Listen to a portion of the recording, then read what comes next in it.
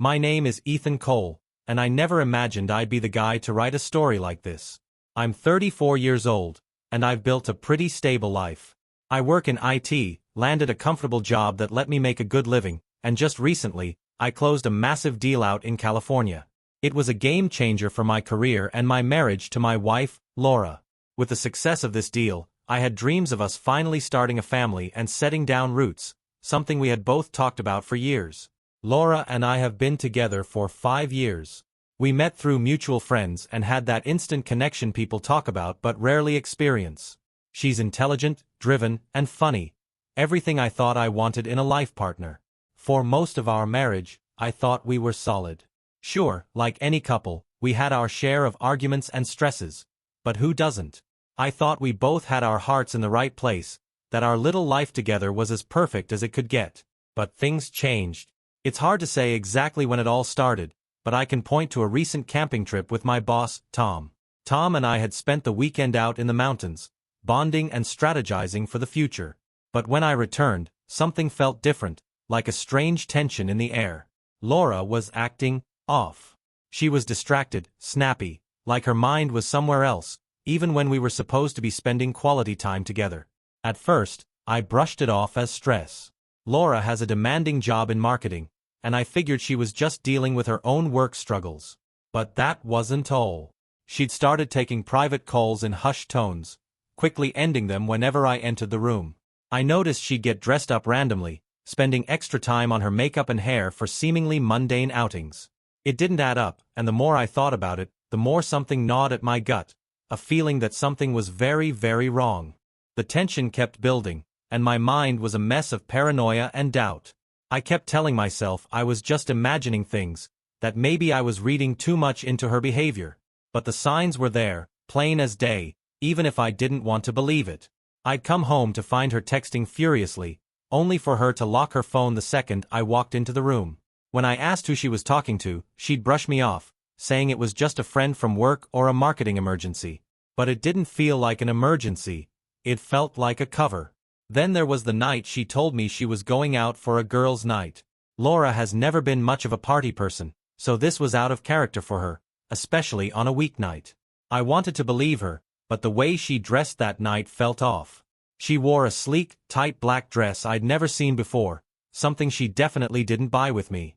Her hair was styled differently too, with more care than she ever put in for our dinners or date nights. She looked incredible, but it felt like that effort wasn't meant for me. After she left, I sat alone in the silence, trying to keep myself from spiraling. But the unease wouldn't go away. I picked up my phone, hovered over her contact, wondering if I should check in, maybe even swing by the bar she said they were meeting at. But then I stopped myself, feeling guilty for even thinking about it. I thought, what kind of husband doesn't trust his wife? So I put my phone down, convincing myself I was overreacting, that she'd be home soon and everything would go back to normal. But that night, she didn't come home until past midnight. I sat up in bed when I heard the front door creak open, watching as Laura tiptoed in like she was hoping I'd already be asleep. She had that look on her face, half smile, half nervous, that immediately set off alarms in my head. She reeked of cologne, the kind that was too strong, too distinct to belong to any of her friends. She muttered something about how her friends spilled a drink on her, and she didn't seem to meet my eyes. I wanted to believe her, so I tried to brush it off, reminding myself that people can have innocent explanations. But I couldn't shake the feeling gnawing at me. I'd never had reason to doubt Laura before, yet here I was, lying in bed next to her, my mind running through all the ways she might be lying to me. That night, I hardly slept. I spent most of it staring at the ceiling, replaying every little detail, every strange conversation, every moment she'd looked away when I asked her something. The late-night texts, the sudden work obligations, her odd disappearances on weekends. All of it was starting to paint a picture I didn't want to see. The pieces fit too well.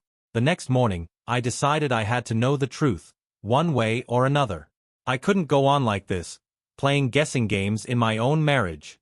So, with a shaky resolve, I contacted a divorce attorney I'd once met through a friend, a woman named Lydia who specialized in uncovering the truth before it tore people apart. I didn't want a divorce. Not yet, but I needed answers. Lydia was direct, no nonsense, and didn't beat around the bush. When I explained the situation, she listened quietly, her face giving nothing away. Then she looked me square in the eyes and said, "If you really think something's going on, you need proof. Otherwise, it's just suspicion, and suspicion can eat you alive." She suggested I start by keeping an eye on things at home, nothing drastic. Maybe just jot down her behavior, anything unusual. Then she leaned in a little closer and added, "If you're comfortable with it, you can install a few tracking devices on her phone or her car." She said it was the only way to confirm what I suspected without tipping her off. The thought of spying on my own wife made me feel sick, but I knew I needed the truth, and this was the only way. That evening, I installed a simple app on her phone that would track her location, and I set up a discreet voice recorder in the house.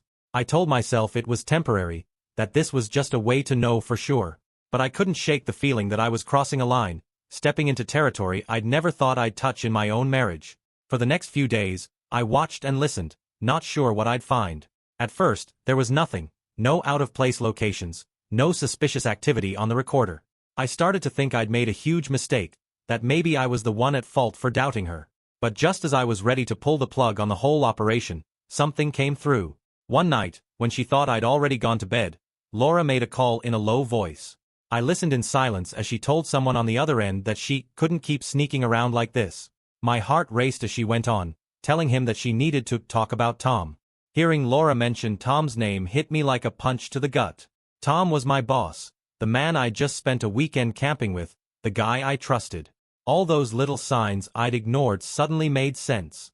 Every odd glance he'd given me, every time he'd brushed off a question about Laura when we were together, it all clicked. He must have been the one behind the cologne she'd come home wearing, the one she'd been sneaking around with. I couldn't believe it. Tom was someone I'd looked up to, a mentor who'd helped me move up in my career. Now it seemed like he'd been helping himself to something else that was mine. The rage was immediate and blinding, and I wanted nothing more than to confront him, to go to his house right then and demand an explanation. But something Lydia had said kept me grounded. Stay calm, gather the facts. Let them tell on themselves. So I forced myself to wait, to think things through. I spent the next day watching her every move, feeling like I was seeing her for the first time. Every gesture, every look. Was she lying to me now? It was like living in a strange, twisted game where I didn't know the rules. That night, Laura told me she'd be working late. She even put on that same tight black dress from her so-called girls' night. I felt my blood boil, but I managed to keep a straight face, just nodding and telling her to be safe. She flashed me an innocent smile, completely unaware that I knew everything. As soon as she left, I checked the tracker. Sure enough, her location showed she was heading straight to Tom's address. That was it. I stared at her location on the map, heart pounding. I couldn't just sit there, so I got in my car and drove over, parking a little ways down the street from Tom's house. I didn't know what I was planning to do, but I needed to see it for myself. I needed to confirm the truth with my own eyes. The street was quiet and dimly lit, and from where I parked, I had a clear view of Tom's front door. After a few tense minutes, Laura's car pulled up, and there she was, stepping out in that black dress, touching up her lipstick in the mirror. She didn't hesitate, didn't look around to check if anyone saw her. She just walked right up to his front door and knocked, like she'd done it 1,000 times before. Tom opened the door, and they embraced, longer and more familiar than any friendly hug should be. Then, without a glance back, she stepped inside, and the door shut behind them. I sat in my car, numb, as the final shred of doubt was stripped away. It was real, and it was happening right in front of me. I don't remember how long I sat there, but at some point, I turned the car around and drove home, mind racing. There was no going back from this. Back home, I felt like I was living someone else's nightmare. I couldn't shake the image of them together, of Laura smiling as she walked into Tom's house like she belonged there. The reality of it all hit me in waves, each one sharper and colder than the last. I went over everything we'd shared, the plans, the memories, all the promises we'd made to each other. It was all tainted now, every single moment. I tried to sleep, but every time I closed my eyes, I saw them together. By morning, I was exhausted and determined. I knew I had to confront Laura, but not without an undeniable pile of evidence. Lydia had warned me about the importance of undeniable proof, especially if I wanted to take things to court, where lies and manipulation could run wild. So, I set up more surveillance, crossing a line I'd never thought I'd need to cross in my own home. I installed another voice recorder in the living room and a discreet camera by our front door to catch any late-night entries. It felt wrong, invasive, and completely surreal. But what other choice did I have? She'd already ripped away our trust. Now, I needed to protect myself from the fallout. For a few days, things were quiet, and Laura almost seemed back to her old self, laughing at my jokes, cooking dinner with me, even suggesting a weekend getaway. It was like she was putting on an act, playing the role of the perfect wife. But every time she smiled, it only reminded me how easily she'd lied, how she could be so warm to my face and then turn around and run straight into Tom's arms. And then, just as I was beginning to think I couldn't take any more, the recordings caught something that would blow this wide open. On the third night after setting up the new surveillance, Laura came home late again. She walked in with a smile plastered across her face, her cheeks a little flushed. She greeted me like nothing was amiss, giving me a quick kiss on the cheek before she disappeared into the bathroom to freshen up. I watched her go, trying to see if there was any trace of guilt on her face, any hint that she knew I was onto her. But she was calm, collected, too good at pretending. I could feel my stomach twisting as I waited for her to come back. She'd slipped into her usual routine without a second thought, asking me if I'd had dinner, offering to make us a quick snack. But I wasn't hungry. I could barely sit there without the urge to confront her, to ask her if she thought I was some kind of fool. It took everything I had to keep my tone casual, my questions light, to act like nothing was wrong. That night, once she'd fallen asleep, I retrieved the recorder from the living room and checked the footage from the camera by the door. I felt a mix of dread and determination as I loaded the files. I couldn't help but wonder if I was ready for whatever I might find, but at this point, there was no turning back. As I listened to the audio, my hands started to shake. I could hear her voice, soft and almost affectionate, as she spoke with someone on the phone. She was careful with her words, but the tone was unmistakable. It was the way she used to speak with me. Every now and then, there was a laugh, the kind I hadn't heard from her in months, and it stung like a fresh wound. Then she said his name, Tom.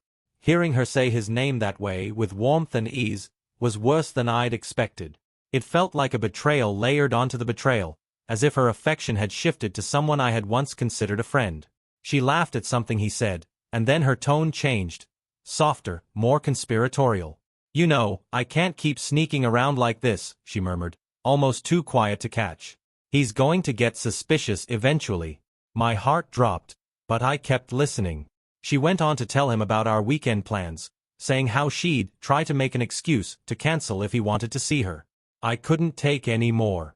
I shut off the recording and sat there, staring at the blank screen in front of me, feeling hollowed out. I realized in that moment that the woman I'd trusted had been lying to my face every day, and I couldn't even recognize who she was anymore. But now, there was no ambiguity, no shadow of doubt. I had what I needed to confront her. The question was, how? The next morning, I woke up feeling like a stranger in my own life. Laura moved around the house as if everything was perfectly normal, humming to herself as she prepared breakfast, occasionally glancing over with a smile. I tried to keep my expression neutral, but inside, I was seething. Every innocent gesture she made felt like an insult, a reminder of the lies she'd been so effortlessly telling me. The evidence sat on my laptop in the office, undeniable and ready to use. I wanted to storm into the kitchen and confront her right there, to lay everything out and demand she explain herself. But as I watched her laugh and pour coffee, I realized that if she could lie so easily, then she could just as easily talk her way out of anything. She might twist the truth, claim I was imagining things, or worse, play the victim. And I couldn't let that happen. Instead, I decided to dig deeper, to gather more proof until she couldn't deny a single thing. I spent the day running through every interaction we'd had recently, all the moments that had felt off. The pieces of the puzzle were all there, scattered across weeks of late nights and girls' nights out. The worst part was, she had somehow convinced me to feel guilty for doubting her, making me question my own sanity when, all along, she was the one betraying me. Later that evening, she told me she'd be working late again. She offered a quick, apologetic smile, saying she was sorry and promising we'd have a proper date night soon. I nodded, fighting the urge to call her out, to ask if she'd be seeing Tom tonight. Instead, I just muttered, "No problem. Have a good night." I could see the relief in her eyes as she walked out the door, as if she'd successfully dodged some invisible bullet. Once she was gone, I took a deep breath and started going through her phone records and text logs. It was uncomfortable and felt invasive, but I needed to know exactly how far this had gone. The recent call log was filled with Tom's name, and there were text exchanges. Some innocent, others filled with emojis that hinted at inside jokes and a familiarity that cut me to the core. One text thread from just last night made my stomach churn. She had texted him, "Last night was amazing. Can't wait to see you again." He'd replied, "Same here. Let's make it a night to remember next time." The message was timestamped for late evening, while she'd been working. There it was, in her own words, the confirmation I'd been forcing myself not to see. I saved the messages, copying everything over to my laptop. Now, there was no room for excuses, no story she could spin. The plan was simple. Let her keep digging her hole, and then, when the time was right, I'd pull out every last piece of evidence. I would make sure she saw exactly what she had thrown away. But for now, I had to keep playing along, letting her think she was safe, that I hadn't caught on to her lies.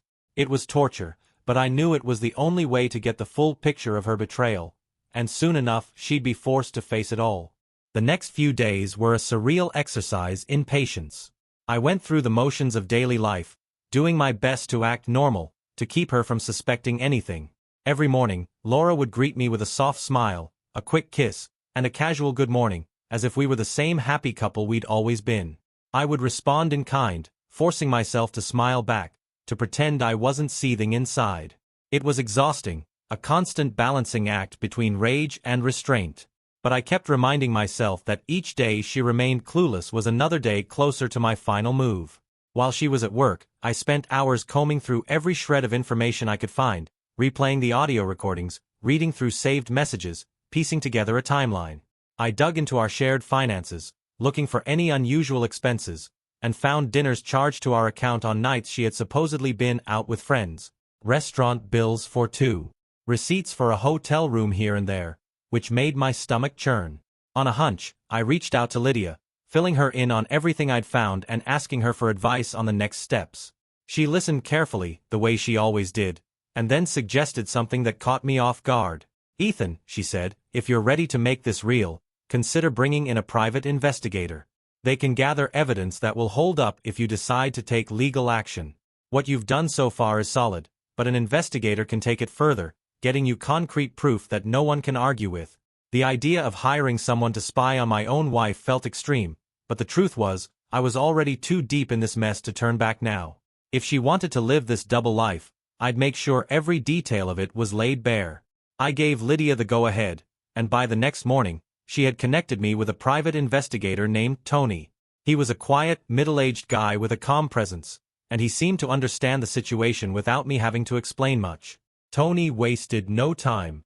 He immediately started tailing Laura, monitoring her comings and goings, and gathering photographic evidence of her meetings with Tom. Within a couple of days, he was sending me updates and pictures of her going into Tom's house and staying there for hours, sometimes well into the night. The first set of images he sent me hit hard, a shot of her laughing as she climbed into Tom's car, her hand resting on his arm like it was the most natural thing in the world. Another picture showed them sitting in a restaurant, close enough to suggest they were more than just friends. I stared at the photos for what felt like hours, my mind numb as I took in the reality of what I was seeing. The worst part was that Laura was oblivious to all of it. She'd come home after these outings, kiss me goodnight, and slip into bed as if nothing had happened. I couldn't help but wonder how long this had been going on, how many times she had come home to me after being with him, pretending nothing was amiss. The deceit was so complete, so thorough, that I wondered if I ever truly knew her. Then, one night, Tony sent me a message that made my blood run cold. "They're spending the night at a hotel," he wrote. He attached a photo of Laura and Tom arm in arm, walking into a local inn. I stared at the screen, struggling to process it. The gut-wrenching truth was laid bare.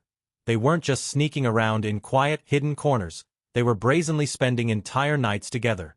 The betrayal was deeper, more shameless than I'd let myself believe. In the morning, when she came home with some flimsy excuse about a work emergency that had kept her out all night, I felt like a hollowed-out shell just watching her.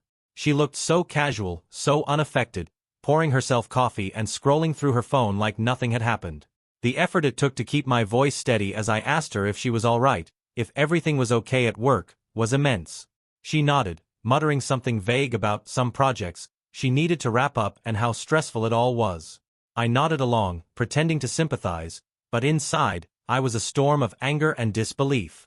I knew that if I let one crack show, I'd snap, and all my patience would be wasted.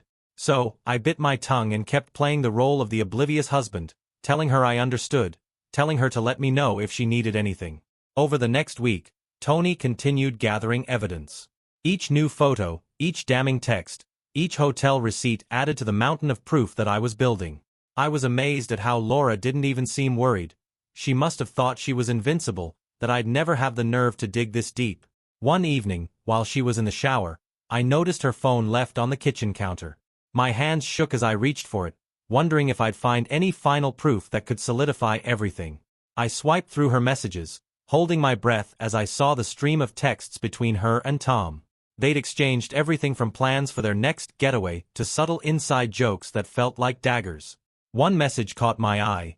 "I can't wait to be free of this charade." Another followed. "Soon, you and me, no more sneaking around." I felt sick, my chest tightening as I realized that not only was she unfaithful, but she was actively planning a future with him, something that involved leaving me behind. She wasn't just toying with the idea. She was making plans to walk away from everything we had built, everything we'd shared, for a man who had pretended to be my friend. I knew right then that there was no going back. Whatever scrap of hope I'd held onto, whatever part of me had wanted to understand, was gone. I didn't just want to end things. I wanted her to feel every ounce of betrayal she had put me through. But I knew I had to be careful, to let my plan unfold slowly, precisely. With all the evidence piling up, I started crafting my plan carefully, methodically. I didn't just want to confront her. I wanted to make sure that every single person who mattered to her would know what she'd done. I wanted to hit her where it hurt, to take back control in a way that left her no room to twist the story. The next time I met with Lydia, I laid out what I wanted. We talked about legal angles, how I could make the most of the evidence I'd gathered. She listened thoughtfully, and when I finished, she nodded slowly, understanding the weight of what I was asking. "It's a strong case," she told me. "You're well within your rights, especially considering how blatant they've been. This isn't just a one-time thing, it's a full-blown affair." Her words, blunt as they were, gave me a strange sense of clarity. I spent the next week setting everything in motion. First, I made arrangements to keep the house, a detail I knew would shock her when the time came. I worked with Lydia to ensure that our finances were separated as much as possible, cutting off her access to any accounts she could drain if she found out about my plan. I wanted to be ready to stand my ground financially, to leave her with as little bargaining power as possible. At home, I kept up appearances. Laura continued to play the role of the dutiful wife, occasionally bringing up future plans, talking about vacations she wanted us to take. The sheer audacity of it would have been laughable if it weren't so infuriating.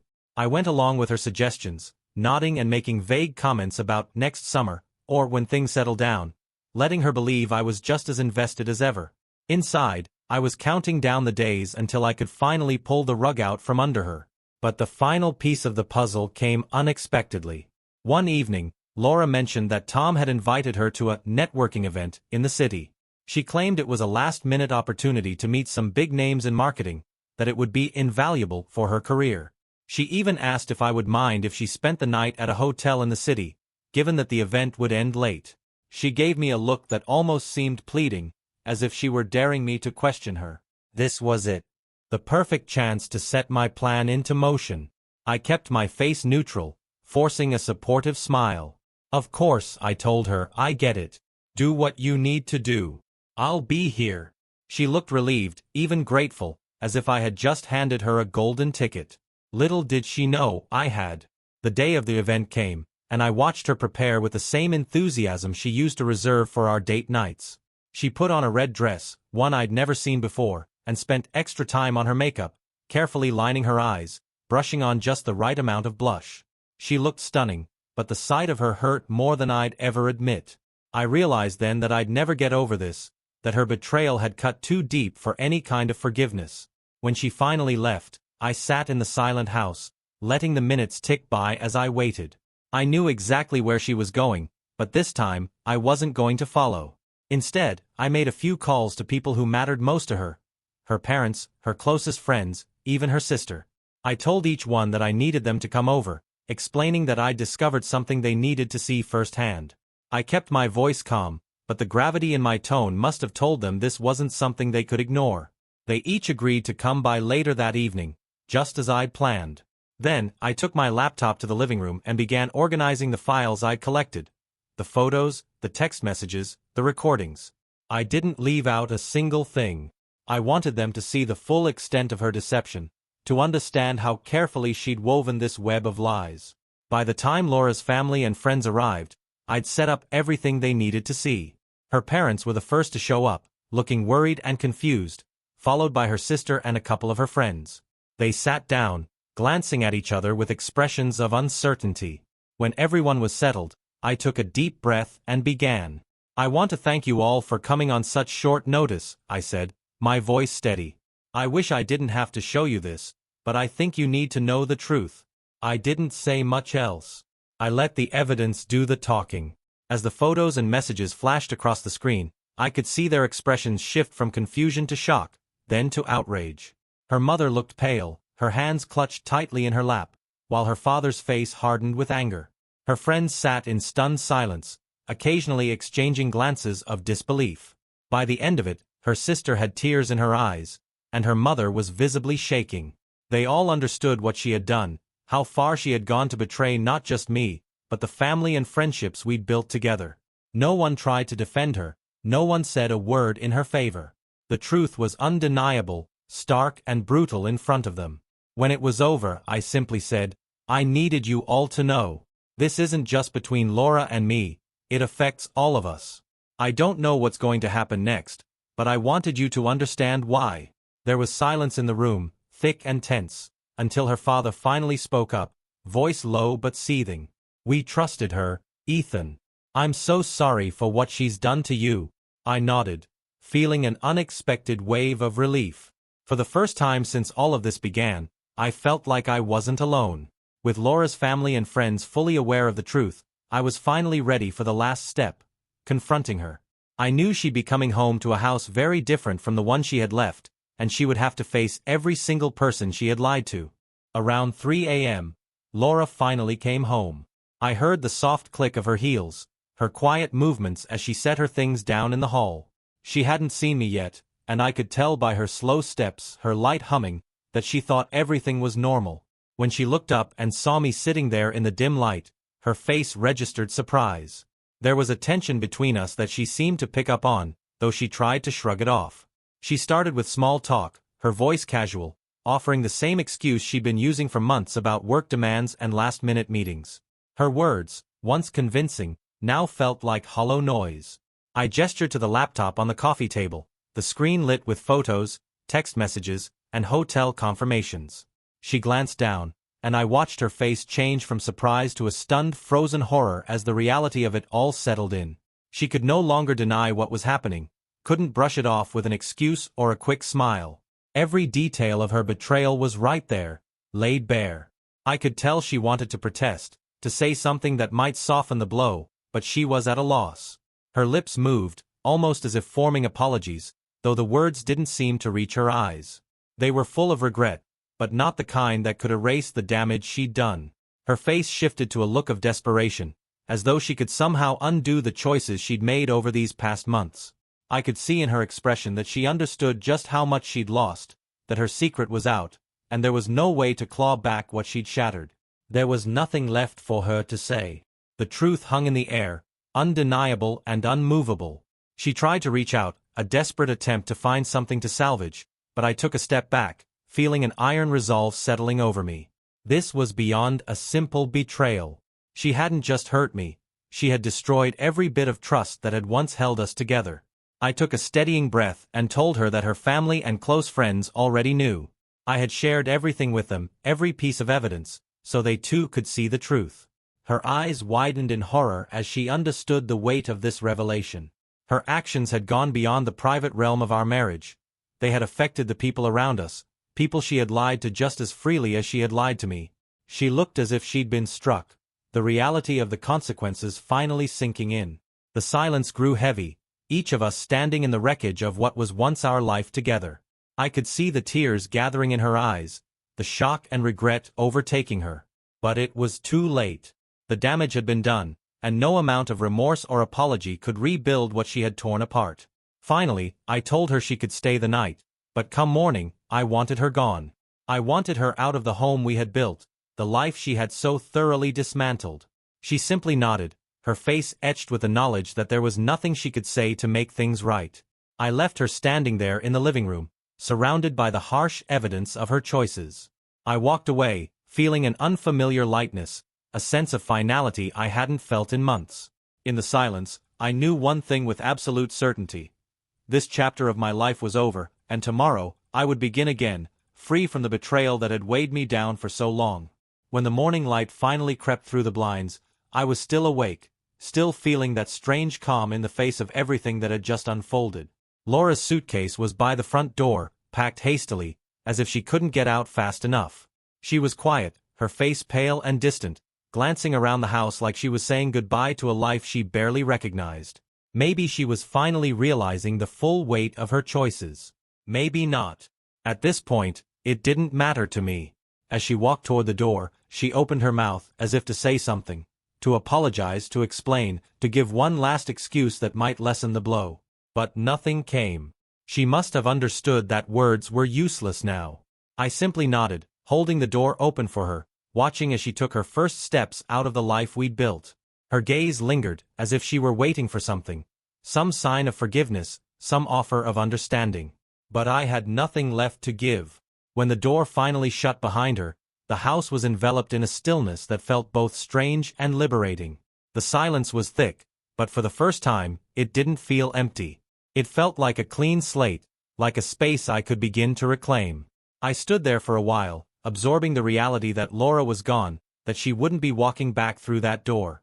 It was the end of something, yes, but it was also the beginning of something else. I just didn't know what yet. I took a walk through each room, looking at everything she'd left behind. Her favorite throw blanket was still draped over the couch, her slippers tucked under the bed, her perfume lingering faintly in the air. Little reminders of the life we'd shared, now devoid of meaning, like relics from someone else's story. I gathered her things, moving through the house with a sense of purpose, packing away anything that carried her mark, anything that spoke of the life that was now behind me. In a strange way, it felt like reclaiming my own space, transforming it from a place of shared memories to something that belonged to me alone. Each item I packed felt like a piece of closure, a step toward finally leaving this nightmare behind. I boxed up her belongings and set them by the door, knowing she would pick them up when she was ready. I had no interest in holding on to any part of her, no desire to cling to fragments of a life that had been built on deception. Once everything was done, I sat down in the quiet, allowing myself to feel the full weight of what had happened. The sadness was there, of course, mingling with anger, loss, and confusion.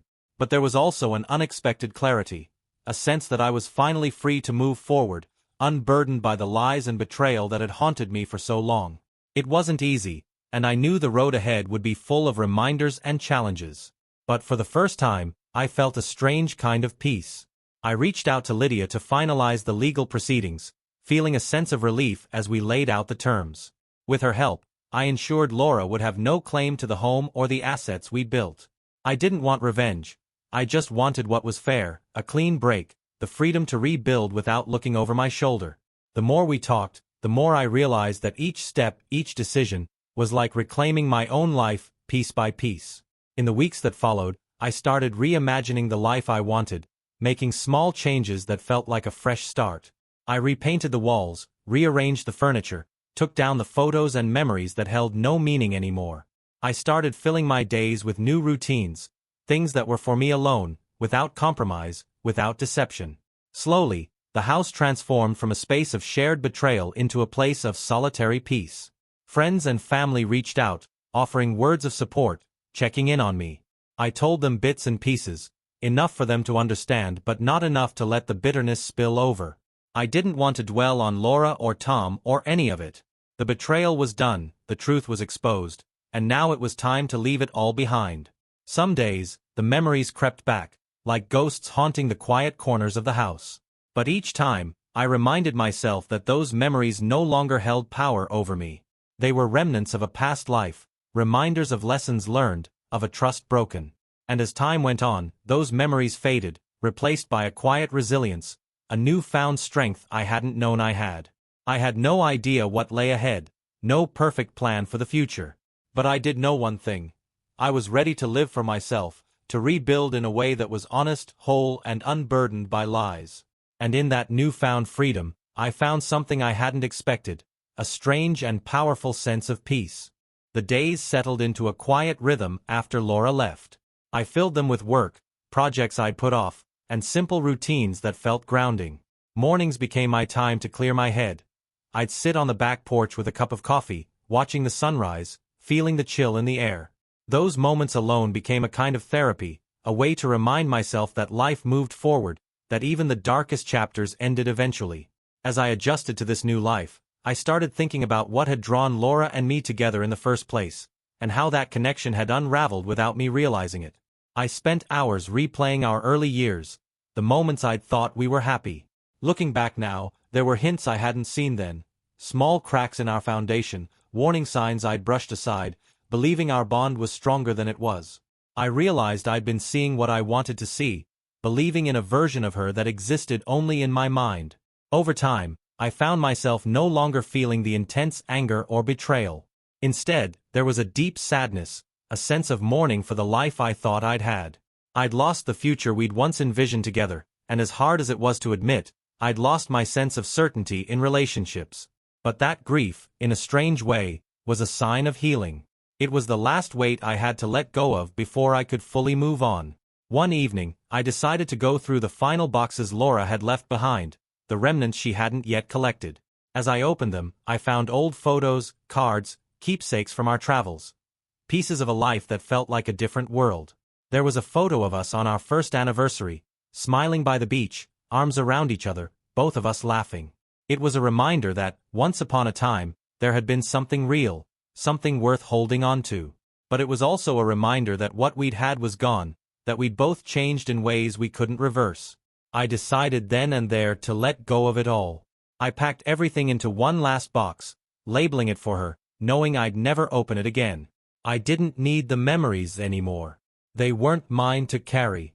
It was a strange, liberating feeling, like closing a book I'd read too many times and setting it back on the shelf. This chapter of my life had run its course. As the weeks turned into months, I began connecting more with friends, family, people who reminded me of who I was before all of this. They became a lifeline, pulling me back into the world, inviting me out, keeping me distracted and busy. Slowly, I rediscovered parts of myself I'd forgotten, interests and dreams I'd set aside in the pursuit of a life that had turned out to be a facade. One evening, a friend invited me to a small gathering. I was hesitant at first, unused to the idea of being in a social setting that wasn't clouded by the weight of the past. But I went, feeling ready to step outside the walls I'd built around myself. It was a simple gathering, just a few familiar faces, some new ones. I felt awkward at first, unsure of how to present myself, how to talk about the last year of my life without feeling like it defined me. But as the night wore on, I realized that no one was looking at me with pity or judgment. They were just people, sharing stories, laughter, and company. For the first time in a long while, I felt a lightness in the conversation, a sense of freedom I hadn't known I was missing. As I drove home that night, I felt a quiet confidence growing, a sense of hope that maybe, just maybe, the past wouldn't define the rest of my life. It was a simple thought, but it stayed with me, reminding me that I had a life ahead, one I could shape on my own terms, with lessons learned and boundaries rebuilt. The betrayal, the anger, the hurt, they were still part of me, etched into the story of who I was. But they no longer held me captive. I'd made it through to the other side, scarred, yes, but stronger, wiser. And as I looked ahead, I felt a strange thrill at the thought of the unknown, of the life that was mine to create, unburdened by the shadows of the past. Laura's presence faded slowly, like a distant memory. I rarely thought about where she was or what she was doing. I'd heard bits and pieces through mutual friends that things with Tom hadn't lasted long, that she'd moved on to another city, another job. For a while, I wondered if she ever regretted what she'd done, if she felt even a fraction of the pain she'd left behind. But eventually, even those thoughts lost their sting. I had accepted that her choices were her own, and that they no longer had anything to do with me. One afternoon, as I was sorting through some old files in my home office, I came across a notebook I hadn't seen in years. Flipping through its pages, I found notes, sketches, and half-finished plans for things I'd wanted to do. Travel destinations, business ideas, even a list of books I'd meant to read. They were small things, dreams I'd put aside in the flow of life with Laura. But now, each page felt like an invitation, a reminder of the parts of myself I was rediscovering. I took that notebook and made it my guide, slowly checking things off, adding new entries, watching as my world grew beyond the confines of what I'd once thought was my future. I started taking solo weekend trips, exploring places I'd only ever read about. I took a class, picked up old hobbies, met new people, and with every step, I felt the weight of the past lesson, the scars fading, replaced by a quiet resilience. One evening, while I was sitting on the porch, watching the sun dip below the horizon, I realized that I'd found something I didn't expect: peace. Not the kind that comes with forgetting, but the kind that comes with accepting. Accepting that life is unpredictable, that people change, that not every story has the ending we once envisioned. It was a hard-won peace, built on the lessons I'd learned, the trust I'd rebuilt in myself. I'd gone through the fire, faced betrayal, and walked away stronger for it. And now, as I sat there, feeling the cool evening air, I knew that I was ready for whatever came next. Ready to open my heart to the world again, on my own terms. This was my life, mine to shape, mine to live. And for the first time in a long time, I felt free.